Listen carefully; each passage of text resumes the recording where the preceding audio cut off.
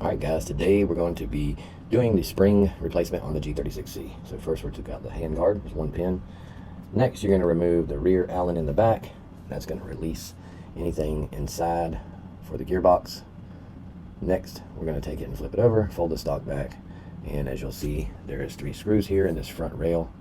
Those 3 screws are all Phillips heads. Be careful, there's little small nuts on the back side. You don't want to lose them. Just take them all loose is what I did. Put the 3 nuts to the side. I'm telling you, they're really tiny and hard to find. Don't lose them. Next, what you're going to do is get a little tool, and you're going to push these screws out. This is the pin for the mag well. It pops right out. So none of those pins are hard to get out, and you push the mag release, and it'll pop right off. There's a rear pin. That's going to release the gearbox and the grip assembly, which we'll take out in a minute. So as you see those 3 screws there, you'll see me turn on this one screw, but I'm not actually taking it out. I thought it came out, and then I realized it doesn't, so I tightened it back up. So right here, I kind of pop the screws where they'll stick out a little bit, and then I'm going to grab a pick tool, push them the rest of the way out. That way I can pull them out. All 3 of these screws is what holds the barrel assembly and the hop up in. Once I get the last one out, you'll see the barrel assembly just kind of, it'll pop loose. So just be real careful with the wiring. You don't want to tear the wiring or break it, but you make sure to unplug the plugs using the plug. Don't pull on the wires. See, I'll grab the plug right here and pull it. Now just kind of lift up on the barrel and just kind of wiggle it. It's a tight fit, but if you get it just right, it'll pop right out. That's your hop up, your Eyetrace, and the barrel assembly. So I'll lay that to the side. Now you grab your lower grip there and you kind of tilt it backwards, and then it'll lift it out of the front, and that is how you get it out. Now you'll see there's a black piece of plastic there on the back of the grip. I'll show you in a second. It's actually blocking the spring guide, so I can't get to the spring guide. So what I end up doing to my G36 is I literally cut a little slice in the back of the plastic there with a die grinder, and then I just snap it off. So that way I could always change my spring just by opening my stock. These screws here, I figured out you don't have to take out those outside 2 that I'm loosening now. You could just loosen that center one right there, take that one out, and that goes directly into the motor housing there. So that's what's going to end up holding the gearbox in if you can't get it out. So just take that one Phillips screw out there, and the hole to the left of that big Phillips screw is where you would adjust your motor height. And this is a V3 gearbox, keep in mind, so any upgrades you need for it or anything you're going to need, make sure you get a V3. Alright, so right here you'll see me kind of playing with it a little bit, and I realize that there's a pin, and I'll show you the pin in 1 second here.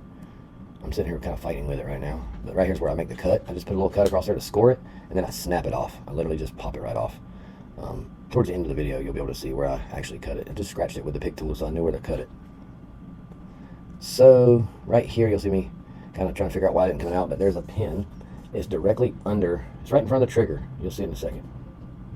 Let's see here if I figure this out.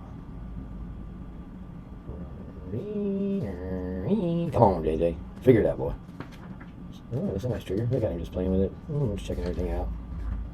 It's kind of funny. I'm sitting here right now debating on whether I want to snap that off, which I knew I did. So that's the selector, which I did not have to take off, I realized. So I'm putting it back on. Anytime you work on new replicas, you always take things off that you don't need to. Then you realize the tricks once you're done. So right here I was kind of trying to figure out how this selector system worked, and was it tied into the gearbox, or did it just sit down in a cradle? So I'm tightening the selector back up, so I realized I didn't have to take it off. And then I'm trying to figure out why the gearbox won't come out, and I thought it was the selectors going through the gearbox, but it's not. It's actually a pin. I'll show you in 1 second whenever I finally figure it out. Right there by my finger, right where I'm touching right now, that's the pin. When my right hand was just not touching, there's a pin right there. And what I'm going to do in a second eventually is I'll push that pin out of the way. I'm letting this one be unedited. I want y'all to be able to see the pain that I get sometimes too. There you go, the pin's out. Now the gearbox will come out. What you have to do when you go back in though is be very careful. The selectors go in a certain way, and they have to kind of lock into a little notch. And it's not hard, you just have to pay attention. And sometimes you have to turn the selector to go in and out with it. But now that I got it up, you'll see you just pop out the quick change spring and replace the spring with whatever you want, whether you're going down or you go up with it. So here I am showing how it goes in and out, closing it back up. As you can see, that is a SEMA gearbox. Really tough gearbox with all the good stuff. Alright, now I'm going to pop it back in, and I'm lining up the selector here. You'll see it goes into a notch, and there it just snapped in, and I'm checking everything out to make sure that everything works properly. Alright, so I'm going to pause the video right here, and I'm going to cut some of this out so it's not so long, and then get right back to it. As you can see, right here is where I just showed you where I scored it, and I just snapped it off. So now all I have to do is fold the stock, and the spring can be accessed through the back without taking the replica apart. So now it's actual quick change spring instead of an easy change spring. Alright guys, so I'm going to reassemble it here, and I'm going to throw it in time lapse and let you guys watch it on out. Y'all enjoy, and I hope this was helpful. Y'all have a great day.